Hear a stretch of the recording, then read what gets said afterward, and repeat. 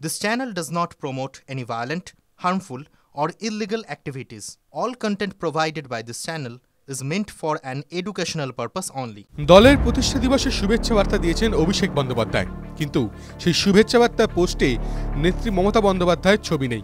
তা নিয়েই রাজনৈতিক মহলে ইতিমধ্যেই হয়েছে অনেক জলঘোলা। সকালে অভিষেকের এই পোস্ট আর বিকেলে ফিরহাদ হাকিমের ইঙ্গিতবাহী মন্তব্য।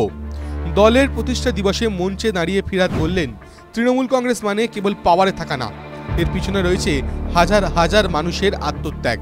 পুলিশ স্যালুট দিচ্ছে, গাড়ি নিয়ে মন্ত্রীরা ঘুরছে, পদাধিকারীদের পিছনে 100 মানুষ ঘুরে বেড়াচ্ছে, সেটা কিন্তু তৃণমূল নয়।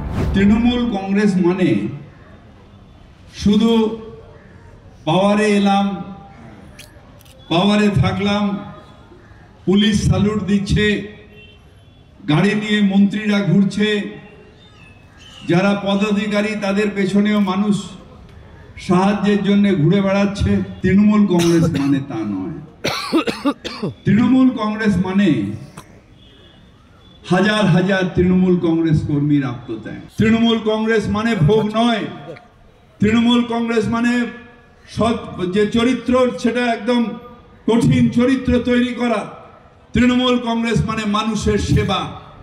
ঠিক কার উদ্দেশ্যে ফিরহাদের এই বার্তা, তা নিয়ে নতুন করে শুরু হয়েছে জল্পনা।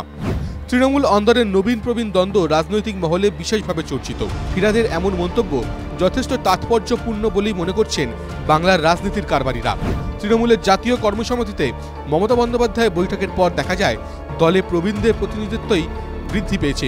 তৃণমূলে নবীন বনাম প্রবীণ লড়াই শুরু হয় 2021 সালে দল তৃতীয়বার রাজ্যে ক্ষমতায় আসার পরপরই। তা বড় আকার নেয় গত লোকসভা নির্বাচনের আগে।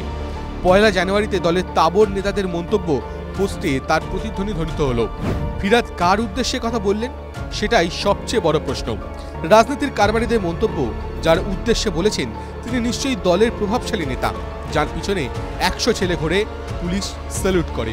কি মনে করছেন বিরোধীরা? কই ছড়ালে কাকের অভাব হয় না, সেরকম টাকা ছড়িয়ে বাংলার বেকার যুবক 100 ছেলেকে নিয়ে রাস্তায় পুলিশের স্যালুট পাওয়ার জন্য। ঠিক বলেছেন, আমি বুঝতে পারছি না এটা কার উদ্দেশ্যে বলেছেন। হ্যাঁ, কোনো এক সময় আপনি আত্মত্যাগ করেছিলেন তৃণমূলের জন্য, ভাইপো করেনি।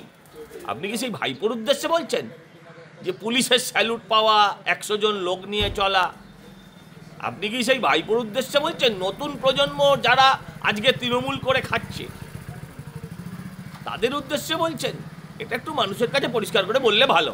TV9 Bangla digital.